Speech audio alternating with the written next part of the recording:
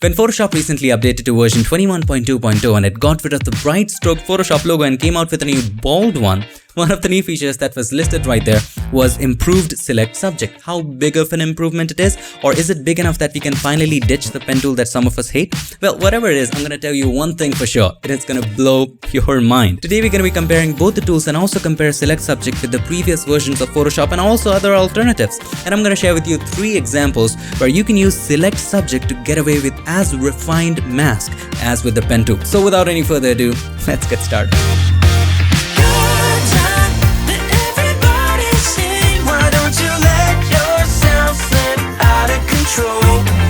Back in the magical world of Photoshop, and if you want to go ahead and download any of the photos shown in this tutorial, you know what to do. Check the links in the description. So here we have our first example, and if you look closely, this is an older version of Photoshop. To make it clearer, let's go to Help and then About Photoshop CC. As you can see, this is version 20.0.9. Let's try select subject on this one. We are not going to do anything extra. All we will do is select the quick selection tool or the magic wand tool, and at the top you will see select subject. Let's click on that and create a mask and save it, and we will compare it with the new version of Photoshop. So this is the selection. Let's click on the mask button right there. Have a look. It's not so good. It's okay. Maybe we need to work with the refine edge a little bit, but it's kind of okay. Now let's save it. File, save as. Let's save it as example 1, Photoshop 19, because this is Photoshop 2019. Let's save it. Hit OK. Now let's open the same thing in Photoshop 2020, the updated version 21.2.0. Let's open the same document right here by going to File, Open, locate the document, click on it and click on Open. This is PS19. Let's open that one in the newer version of Photoshop. As you can see, the selection is not pretty good. Let's change the canvas background to the default. Now let's try the select subject of the new version. Let's make a copy of this. First of all, let's name it PS19. All right. Control or Command J. We made a copy, delete the mask right over there. We want to delete it, click on delete. Similarly, right here, select the magic wand tool or the quick selection tool or the object selection tool. And at the top, click on select subject. And now all you got to do is to click on the mask button. Now take a look at this. You might not be able to see the difference because the PS19 is turned on as well. First of all, let's name this PS20, the newer version. Now let's compare it. This is PS 2020. Let's create a white background and you will be able to see the difference. So let's create a white solid background, something like this. We'll take care of the hair later, but let's take a look. It considered the hair, right? It considered those messy edges. And also at the same time, if you look at the hard edged stuff right here, it did it perfectly as well. Isn't that amazing? This totally was a surprise for me. I'm sure it was for you too. Now let's compare it with the previous version. If you just look at just one previous version, so let's turn on 2019 and take the white background behind it. Have a look at the hair. First of all, it did not even consider the hair. And also if you look at the edges, look at that. It did not even consider the hard edges as well. This is so bad in comparison to the later versions. Now let me share with you how simple your workflow becomes with the new select subject. So first of all, let's delete both of these. We have already compared it. So this is PS 2020. We did it with just one click. Let me share with you once again. This was the image. All right. All we did was click on select subject. That's it. It considered the hair. It considered the messy edges. It also considered the hard edges if you look right over there. And then we simply clicked on the mask button. Now we have a mask. Have a look how fast it is. Amazing. Now all you have to do, you have to choose whatever background you want. So I'm going to choose a solid color, choose a dark gray background, put it at the back, and on top of it, we're going to create one more gradient. And let's create a radial gradient. So style, let's choose radial. Now this is a round gradient which you can move anywhere. Let's keep it here in the center. And now let's open, click on the bar right there so that you can edit the gradient. We're going to want to take it from white to transparent right over there. Let's take it away. White to transparent. Hit OK. Now we can increase the scaling. So in my opinion, this one looks fine. All right. Hit OK. And simply decrease the opacity. This creates a very nice gradient. So we're going to keep it at somewhere about 40%. And you can also move it if you wish to. So we can move it here and there. And scaling, you can increase it. I'm going to increase it to 180 to make it look interesting. To take care of the banding, you can also add some noise, and also noise makes it a little more interesting. A little bit of grain looks good. Control Shift N, Command Shift N for the new layer dialog box, and then change the blend mode to overlay and check fill with overlay neutral color. What that does is that it fills the layer with 50% gray. Now overlay is a blend mode which hides everything that is 50% gray. All right, let's hit OK. Now you have the gray layer, you don't see anything because the blend mode is set to overlay. Then all you gotta do is to go to filter, convert for smart filter Y so that we can change the values later. Let's go to filter, noise, and then add noise. Let's add a noise of 40, that's fine. Now if you have a look at it, the noise is very, very sharp. So we need to make it softer, smoother. Let's go to filter, blur, and then Gaussian blur. Now let's keep a Gaussian blur of 1. That's good. We also don't want so much noise in the bright area, so we will double click on the right hand side of the layer. That will open up the layer styles dialog box and take the slider of the underlying layer from right to left. This is harsh. Hold the Alt key or the Option key, click on the slider to break it apart and take it all the way apart. Now I'm telling you all this in a fast pace because this is not a part of the tutorial. This is just to show you how simple it makes your workflow. Now you can add any color that you want right over here. So you can add a hue saturation adjustment layer and then just click on colorize and you can change the background to whatever color you wish. So red, blue, green, purple, this is a great way to test different colors. So in my opinion, this color looks fantastic. You can increase or decrease the saturation from right in here. Now, it is pretty much done. Now you must be thinking, the hair just doesn't look right. It doesn't look right because it takes up the color of the background, and the background previous to this, the original background was very bright and therefore it took up that color. We need to add some darkness to the hair. How do we do that? Well, it's pretty simple. There are lots of ways of doing it. One of the ways is simply changing the blend mode of the subject layer from normal to multiply. All right, have a look at the hair. It looks nice around the edges right now, but there is one problem with that. The problem is the subject also becomes dark, right? The multiply blend mode is applied throughout. Here's what we do. We make a copy of that. Press Ctrl or Command J. All right. And in the copy, you change the blend mode back to normal. Now we don't want to disturb the mask right here. So we can put this layer inside a group by pressing Ctrl or Command G with that layer selected. All right. This is the normal group and we can name this the normal group. And the group can have a mask of its own, and that's why we added a group. So click on the mask. Now you have double mask. You can now take it away from the sides. Take the brush with black as the foreground color, flow and opacity at 100, soft round brush, and then simply paint around the sides to get the hair back right over there. Not a big deal. Now there are lots of other ways to do it. This is just one of them. See how you're getting all the hair back? Fantastic. All right. This looks pretty cool. All right, let's zoom out and there you go. How simple it was to do it. Just one click and you're done. Now you can always take your time and get inside, select and mask and work the hair a little more. This was just with one click. In the real world, we're going to be giving it a little more time. Let's jump into the second example where we will compare it with the pen tool. So here we are in the second example and let's try to make a selection with the pen tool of a small area because pen tool usually takes a long time. All right, and that's why we look for alternatives, don't we? All right, let's zoom in and just select the pen tool. P is the shortcut for the pen tool. P for pen, makes sense. All right, let's zoom in. And now let's create a point and then let's create another point. And then we would have to hold the Control or Command and adjust the handle, move it right there, and then create another point and then just adjust the handle so that things don't get bad. Then create one more point, create one more point. All right. And then if you want a corner, you would have to hold the Alt key or the Option key, click to create a corner. And from there, let's get started right there. Then create one more point, move from right here. Then if you want to create another corner, hold the Alt key or the Option key, click on that. And from there, we can move forward. Just do this area. All right, just this little area and we're going to compare it. So let's finish this selection. Right click on it and then choose Make Selection. You can always save the path as well. Whenever you've worked hard for hours in the pen tool, always go to the Paths tab. Just rename it. Rename it to whatever you want. That way that path will be saved. If you don't rename it and start with another path, it might get deleted. Don't work on the work path. All right, let's go back to layers. Right click on it and you can choose Make Selection, or you can go to Paths, hold the Control or Command and click on the thumbnail right there. That also makes a selection. First of all, let's make a copy. We always want to have a backup. Let's turn it off, turn the background off and click on the mask button. And this was with the pen tool. And as you can see, it's very smooth, very nice. However, one thing we have to keep in mind, it's going to take you a long time, a really long time. Plus, it is only good for hard edges. What about hair? You have to select inside the hair and then again go to select and mask and work the hair. You cannot select hair with the pen tool. It's just not possible. In some cases, you might even have to paint the hair with the brush. However, let's compare it with select subject. So this was the pen tool. If I turn it off, it turn on the subject again, and then select any of these tools like the magic wand, quick selection, or the object. And then at the top, we will click on select subject. But at the moment, this layer is turned off. So let's make a copy of the background again. And this time, let's name it select subject. All right. And then simply click on select subject. Let's see how it performs. Let's click on the mask button right there.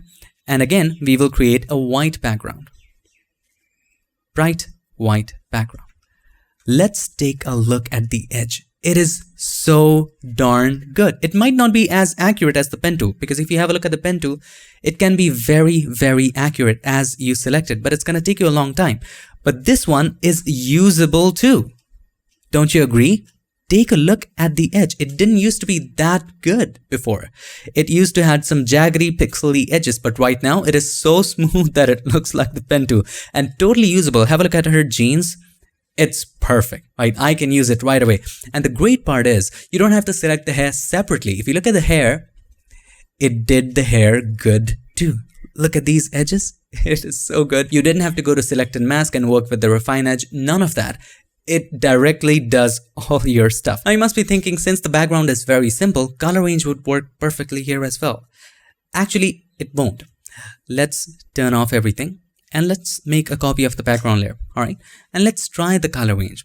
Select and then color range. Since the background is gray, it won't do a pretty good job. I'm very, very sure. All right. We have selected a particular area. Select the plus eyedropper and select these areas as well. It does a pretty good job, pretty decent. Let's go ahead and increase the fuzziness. And as you begin to increase the fuzziness, it begins to select the areas inside the subject as well.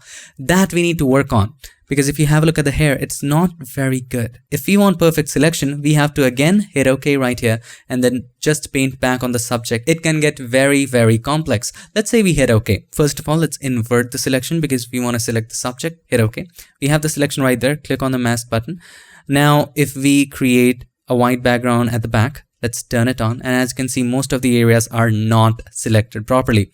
We would have to go to the mask by holding the Alt key or the Option key, click on the mask, take the brush and take a normal brush, change the blend mode to overlay and start painting with white. Decrease the flow to about 10% and then just work these areas out. Let's increase the flow a little bit more. And even if you just do one area perfectly, let's change the blend mode to normal and fill up these areas. Increase the flow. All right, hold the Alt key or the Option key, click on the mask. And if you have a look at the hair, it just fries the hair up.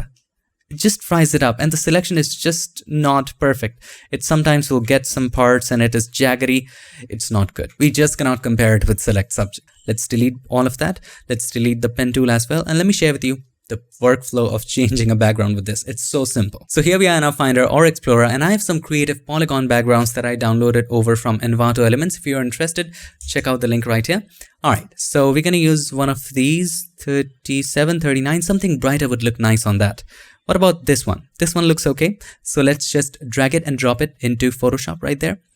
I like Envato Elements because it gives you access to all of their assets, Photoshop actions, presets, plugins, stock photos, stock videos, and all of these photos, sets, overlays, all of that for one fixed price. You can download unlimited, as many as you want, as much as you want. So if you are interested, please do go ahead and check it out. I have linked some of my favorite actions and extensions in the description below.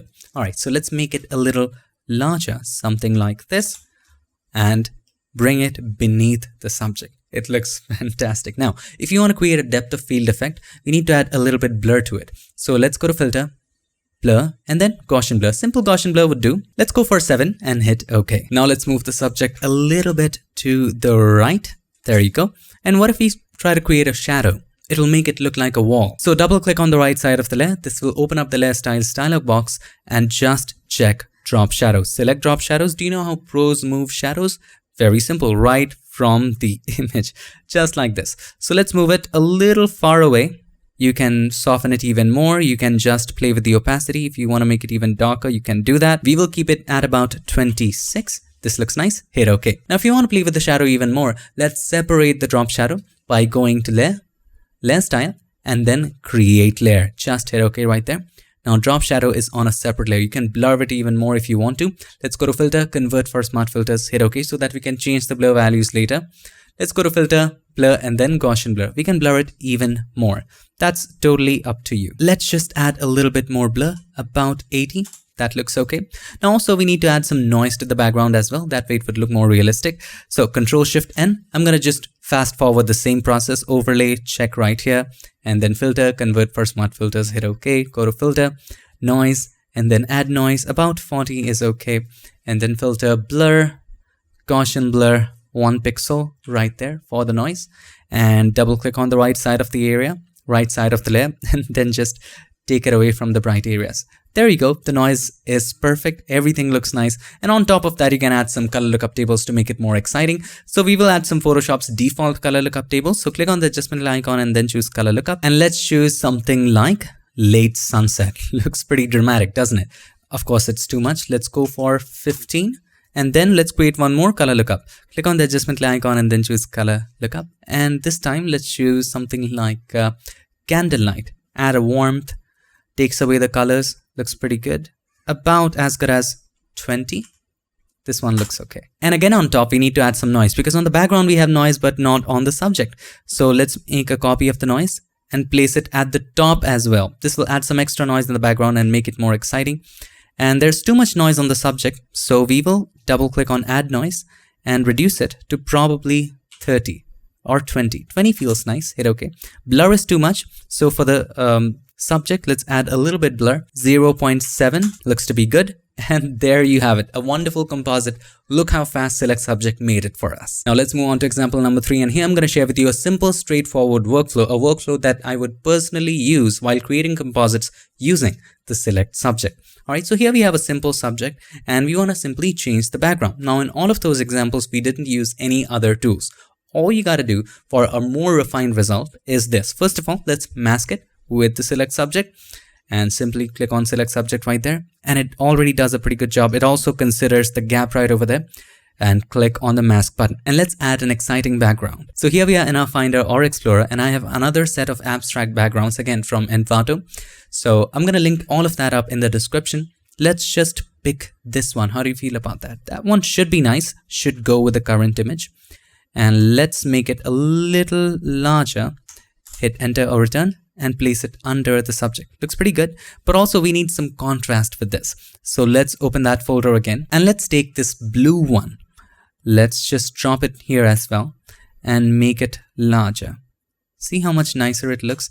We need to add a contrast of both of those. So all I will do here is select the rectangular marquee tool right here and then create a rectangle just like this. Now you can take your time to keep it in the center and then move it here and there, but I'm just going to keep it at that and then click on the mask button. This creates an exciting effect, doesn't it? Now one of the things that you can also do to make it even more flexible, let's delete the mask. That is, if you simply create a rectangle just above the background at the very bottom, let's choose the rectangle tool, just take away the strokes. We don't want any strokes, only fills, and let's just take away the strokes. Anyway, now if you create a rectangle, just like this, the advantage here would be, first of all, let's select the 4 and hold the Alt key or the Option key, click on the line between these two. It will be limited to just that rectangle.